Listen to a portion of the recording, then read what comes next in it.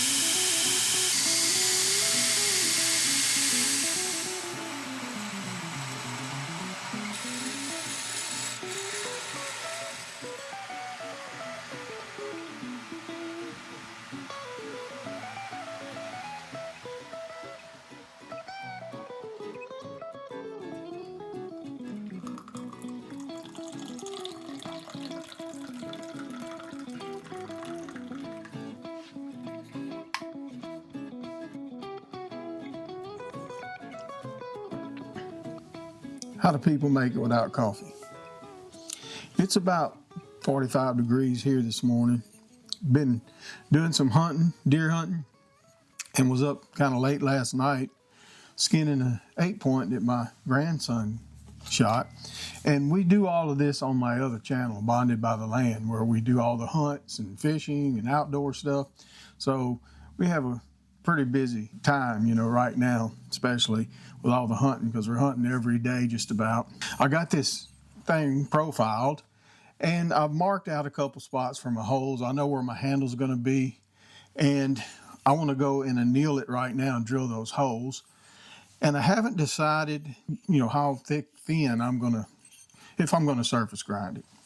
So it's around 80 thousandths. And this grind, is going to have to go all the way to nothing, and for this thing to really stay sharp. And right now at 80 thousandths, even though I'm going to be grinding from right here down to this, where you're mainly cutting it is here on these tips. So yeah, I don't have a whole lot of room. In other words, it's thick, 80 thousandths, and down to nothing here when I grind it. But over time, that's going to, start getting thicker as you wear that edge away, and you got more of a steeper angle and not as sharp. I think this thing needs to be about 50 thousandths thick for that flat grind. Now, I thought about doing a hollow grind and doing it on one side all the way to nothing. I think that would be a better edge, for this thickness. The thing of it is, if you want to do some skiving or whatever you want to call it, you need a flat side, because if it's hollow on both sides, it's not going to work as good, in my opinion. It may, but I'm thinking if I do hollow grind it, I'll just do it on one side. And that way, if I wanted to do some of that kind of stuff with it, I could. and it'd be more efficient and effective, I believe. So I got to make my mind up there, but right now I'm going to go ahead and anneal it and get these holes drilled. I'll be putting some 3/16 stainless pins in there, nothing spectacular. But right now I'm going to have some more coffee.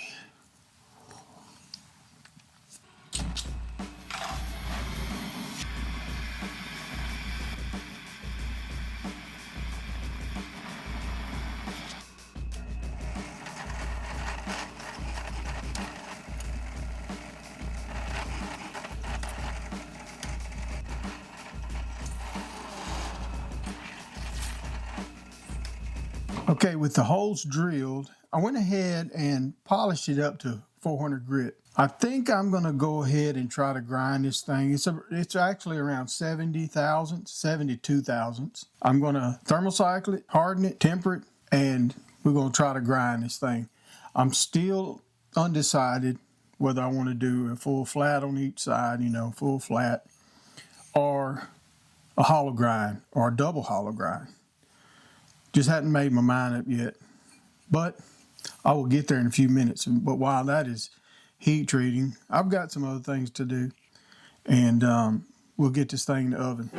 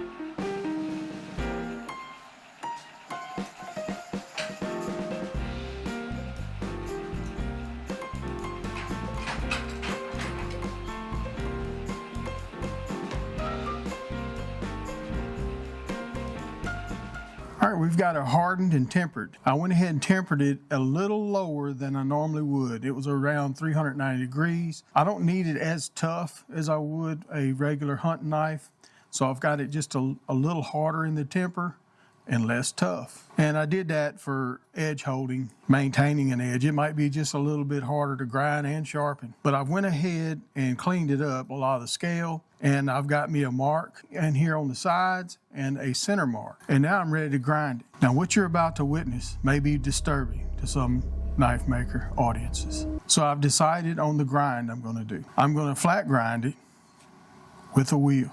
And this leather knife, head knife, round knife, is for me. So I'm not selling it, and it's something I want to try. I've done this before, but never on this shape. It's a half circle. And I contemplated just doing a flat grind, setting me up a jig, getting my right angle there, and hollow grinding it. And I wasn't crazy about how that may turn out. I want as much bevel as I can get here. I've got a line there I don't want to go past, but I want as much bevel there, and I'm going to try to grind down to a 0 edge. So hang on to your seat. I don't know how this is going to turn out. We're going to find out.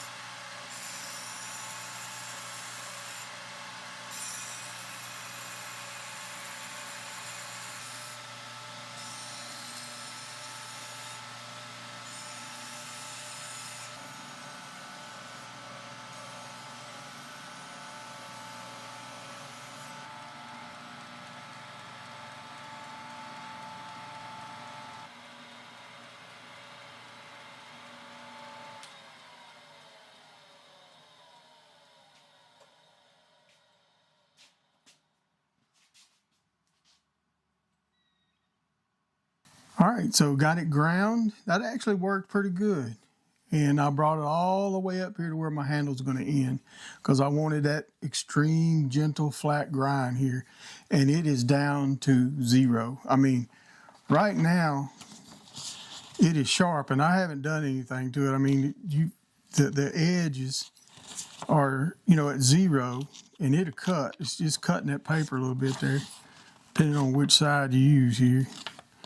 But it's pretty sharp. So, got to be careful with it. I done nicked myself a few times. I went ahead and hand sanded it. I still got to put logo on it, I guess. I'll put a logo on it.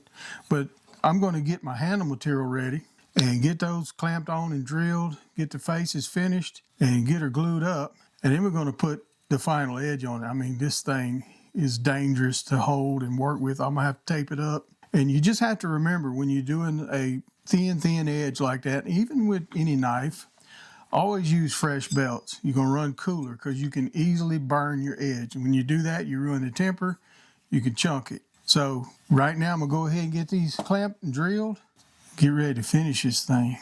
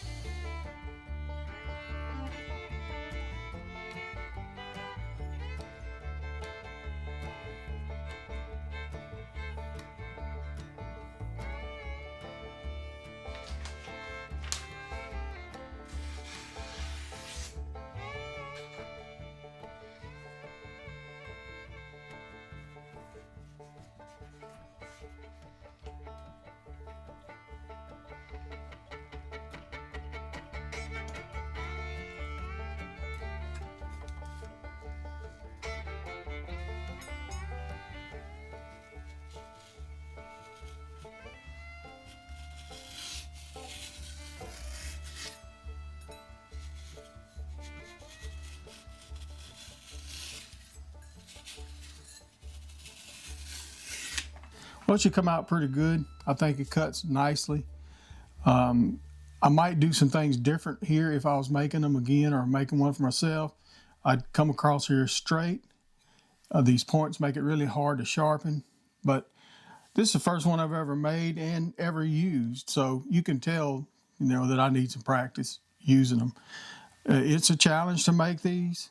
Grinding them with the wheel, flat grind with a wheel, worked out perfectly. I came all the way to here, blended it out, and she fit up nicely. You can see that taper goes all the way to here. And she's ground to nothing. I took it from after sanding and honing the edge because it was already cutting. But I think it come out pretty good. It's kind of rustic, but hey, I'm making it for myself. And it's a little long, and I can always shorten that up a little bit, about 1/4 inch, because You can see where it's hitting here. I really would like to have my middle finger here and have this up a little more. And that's something I can easily fix.